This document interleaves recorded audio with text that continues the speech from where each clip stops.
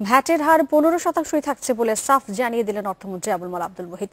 তবে ভ্যাট অব্যাহতি সীমা বাড়ানো হবে বলে আশ্বস্ত করেছেন তিনি। শনিবার সচিবালয়ে আগামী বাজেট নিয়ে একান্ত আলাপে মুহিত বলেছেন, নতুন আইনে বাজারে নিত্যপণ্যের দাম বাড়বে না।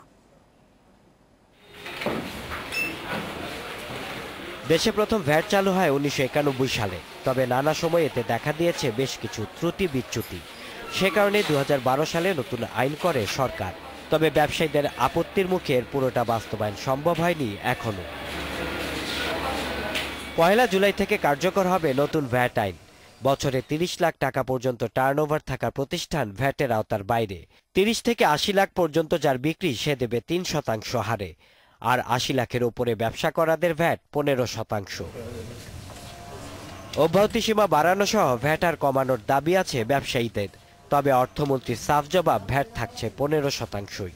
15% শুরুর থেকে আছে, এখন পর্যন্ত চলছে।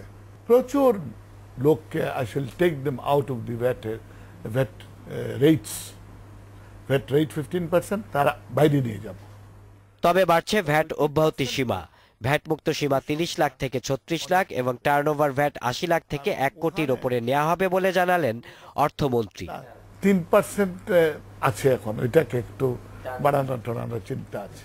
But I have obtained necessary approval at all levels, which means prime মিনিস্টারের কাছ থেকেও আমি আমার যথেষ্ট স্বাধীনতা নিয়েছি এই ক্ষেত্রে।